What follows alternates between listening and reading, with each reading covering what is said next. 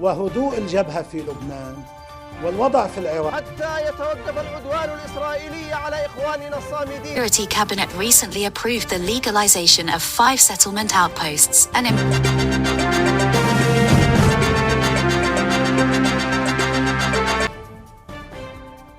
وهذه الرواية إن صحت فإن هذا الحدث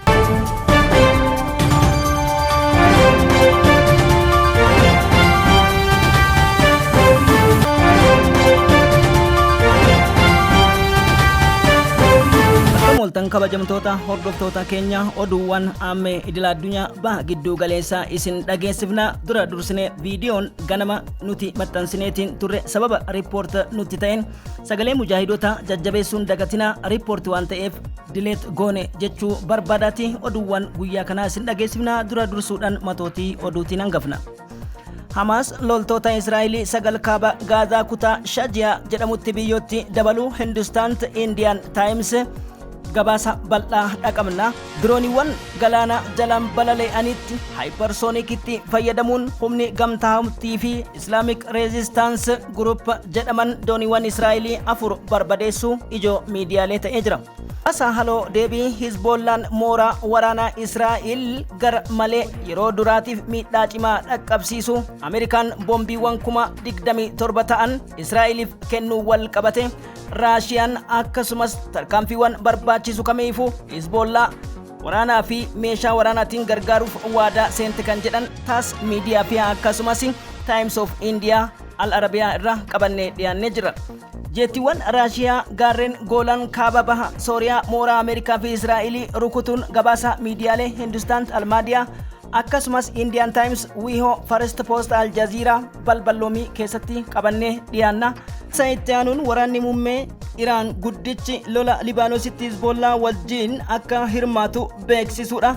Pentaagoniif Tel Aviv shororkeessuudha miidiyaaleen gabaasuu irratti argamu. Miidiyaaleen Iraan wabeeffatan gabaasa mabaasaa jiraniin dhaabbata mootummoota gamtoomanitti ergamaan addaa Iraanii olola afaanii darbitee daangaa Libaanos irratti haleellaa raawwachuuf weerarri kamuu yookaan deemsifamu taate tarkaanfii fi adabbii cimaa Israa'elin eeggatuu fi ittiin gaafatamnu jechuudhaan toora tiwutaraa isaaniitti kan barreessanii fi bulchiinsa Ayatullah Ali Khamenei wabeeffachuudhaan dubbii himaan mootummoota gamtoomanii kan Iraanii beeksisuu wal qabsiise akeekkachiisa mootummoota gamtoomanii irraa fudhataniin roga loogii kamiyyuu Iraan akka hin dhageenye gabaaseeti jiran.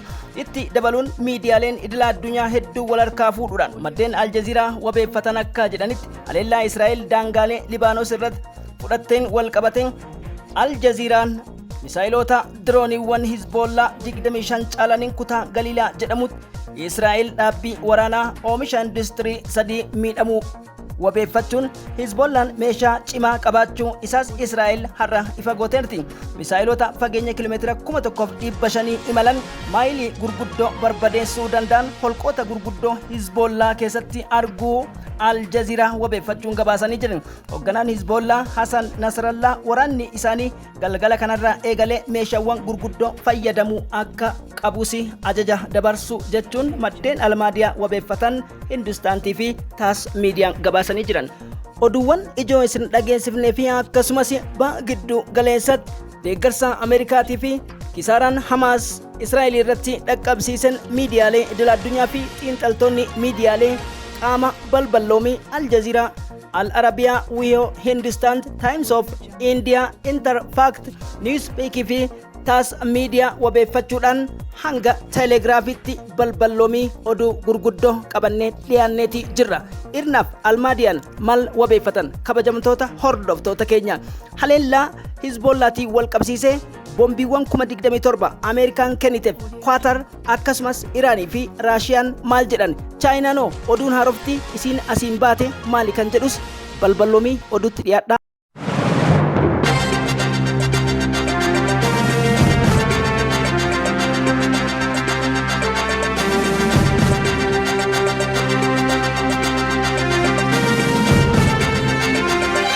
Gaazaa baatii jahaan booda kallattii jijjiiruun Hamas mandheewwan gurguddaa horachuudhaan loltoota keenyatti lola walxaxaa ta'e gaggeessaa jira jechuun qondaaltonni Israa'el yeroo dubbataa jiranitti kaleessa qofa loltoonni Israa'el afur ofii isaaniitii kan wal ajjeesan kutaa West Bankitti akkasumas kaaba Gaazaatti ammoo afur ajjeefamuudha gabaasan. Brigeediin kaleessa tarkaanfii gurguddaa fudhate kun Al-Qassaa ta'uu himuudhaan kutaa opereeshinii loltoota Israa'el akka malee kan miidhan ta'uu fi sa'aatii 24 keessatti yoo diqqaate Brigeedii Al-Quddus Al-Aqsaatiin loltoonni 33 ajjeefamuudha gabaafame. Kanaan wal qabsiiseetiin viidiyoowwan garaa kallattiidhaan miidiyaa Indian Times irraa kallattiidhaan kan isin agarsiifnu ta'a itti dhiyaadha.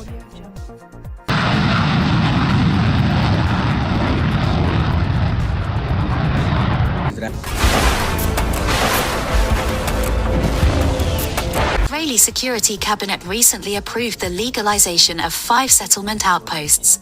Odeessa Hawtii Yamanoota olaantummaa galoo galaana erga Ameerikaa galaana diimaa irraa ari'ate asitti haleellaa barii har'aa fudhateen dooniiwwan boba'aa zayitii qabiyyee meeshaa waraanaa feete deemtu diroonii muummee bishaan jalaa kanaan akkasumas haayiparsoonikii nyakanaa ifoomseen Hawtiin akka reebe gabaasuun dooniiwwan 3 battalatti cilaa'uudha maddeen gabaasanii jiran.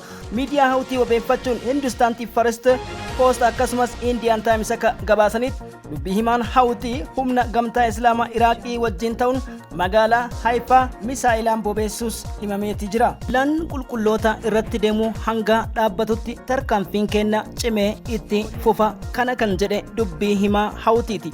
Eessattuu haleellaa maadhee magaalaa Haifaa irratti misaa'ilota gurguddoo haayiparsoonikii dirooniiwwan Shaahid jedhaman humna Iron Dome cabsaniitiin miidhaa kuusaa gamtaa Awurooppaatiif akkasumas biyyoota adda addaa irraa galoo galaanaatiin Haifaa fi Ashdood irratti galfattu Israa'el akka barbadaa'an beekameeti jiran.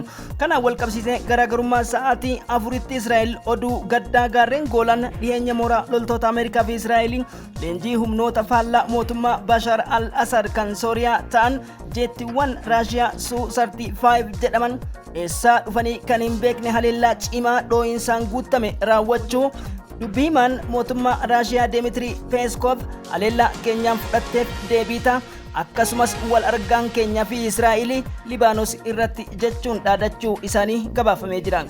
Muummeen ministeera Ispeenii Pedro Sanchez manni murtii ICJ yakka duguggaa Gaazaa irratti raawwatame kan Afrikaa kibbaaf biyyoota hedduun deeggarame hojiitti yoo kan hin hiikne taate miseensummaa ICJ keessaa Ispeen uf baasuuf murteessite jechuun oduu Israa'el keewwu godhu har'a gadi hin baaniin.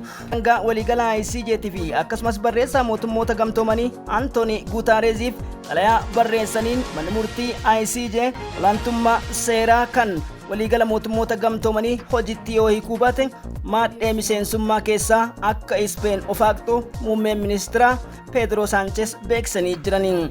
Muummeen ministeera Qatar Sheikh Mohammed bin Abdurrahman Al Thani mootummaan John Biden ibidda duguggaa sanyii namoomaa Israa'eliin badaa jiraniif gatii kennuu dhiisuun deeggarsa dabalataa Israa'eliif boombiiwwanii fi dhukaawwan 27,000 ol Israa'el hidhachiisu jechuun gochi Gaazaaf Filisteemota Libaanos irratti akka raawwatamuuf ragaa guddaa jechuun akkasumas fanna jedhan.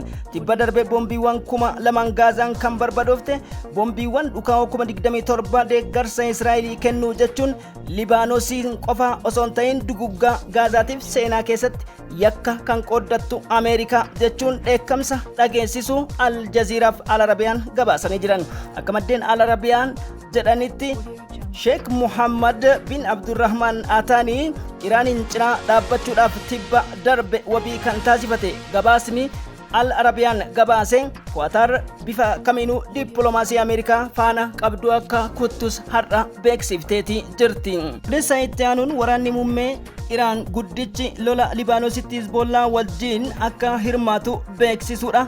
Pentaagoniif Tel Aviv shororkeessuudha miidiyaaleen gabaasuu irratti argamu. Miidiyaaleen Iraan wabeeffatan gabaasamma baasaa jiraniin dhaabbata mootummoota gamtoomanitti ergamaan addaa Iraanii olola afaanii darbitee daangaa Libaanos irratti haleellaa raawwachuuf weerarri kamuu yookaan deemsifamu taate tarkaanfii fi adabbii cimaa Israa'eliin eeggatuu fi ittiin gaafatamnu jechuudhaan toora tiwutaraa isaaniitti kan barreessanii fi bulchiinsa Ayatullah Ali Khamenei wabeeffachuudhaan dubbii himaan mootummoota gamtoomanii kan Iraanii beeksisuu wal qabsiise akeekkachiisa mootummoota gamtoomanii irraa fudhataniin roga loogii kamiyyuu Iraan akka hin dhageenye gabaaseeti jiran. Itti dabaluun miidiyaaleen idila addunyaa hedduu wal harkaa fuudhuudhaan maddeen Aljaziiraa wabeeffatan akka jedhanitti haleellaa Israa'el daangaalee Libaanos irratti fudhatteen wal qabateen Aljaziiraan misaayilota dirooniiwwan Hizbollaa 25 caalaniin kutaa Galiilaa jedhamutti Israa'el dhaabbii waraanaa oomisha industirii 3 miidhamuu wabeeffachuun Hizbollaan meeshaa cimaa qabaachuu isaas Israa'el har'a ifa gooteerti. Misaayilota fageenya kiiloomeetira 1500 imalan maayilii gurguddoo barbadeessuu danda'an holqoota gurguddoo Hizbollaa keessatti arguu Aljaziiraa wabeeffachuun gabaasanii jiran.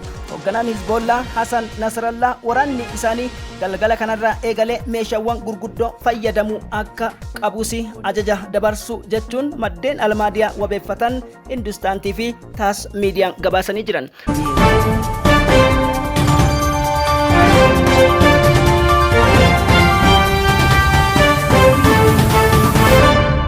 Kan dura Libaanoosiif Israa'el gidduutti dhohuun miidiyaaleen kallattiidhaan gabaasuu irratti argamu. Akkasumas gidduu galeessa Gaazaaf kibba Raafaatti haleellaa gurguddaa raawwatameen tarkaanfiiwwan gurguddaan fudhatamuun dhagahameeti Israa'el naasuu biraa keessa seentee jirti. Bulchaan waliigalaa baangoo olaanaa Iraanii Ayatullah Ali Khamenei haasaa har'a isaan taasisanii fi maxxansa toora tiwutaraatii fi karaa ergamaa addaa mootummoota gamtoomanii Iraaniitiin itti deebitee Israa'el haleellaa Libaanos irratti fudhatti taanaan loltoonni Iraanii kallattiidhaan hirmaachuudha qophii hunda xumurre yoo jedhan, gama biraatiin Meejor Jeneraal Alexander Balid Divornikov kan Raashiyaa kutaa Sooriyaa keessatti qondaala olaanaa ajajaa gaarreen Goolaaniif buufata waraana Raashiyaa ta'e Israa'el irratti haleellaa addaa fudhachuun dhagahamee jira. Kan dhageettan barruu xiinxala Caayaa Niwus Teekinooloojii maddeen miidiyaa idila addunyaati. Gabaasa keenya har'aa kan wabeeffanne Interfact, Almaadiyaan, The Guardian, Washington Post, Hindustan First Post, WIHO, Aljazeera akkasumas Times of India Al Arabiyaadha. Horaa bulaa like gochuun dagatina nu jajjabeessaa isinin jenna. CTN yeroo hunda madda odeeffannooti.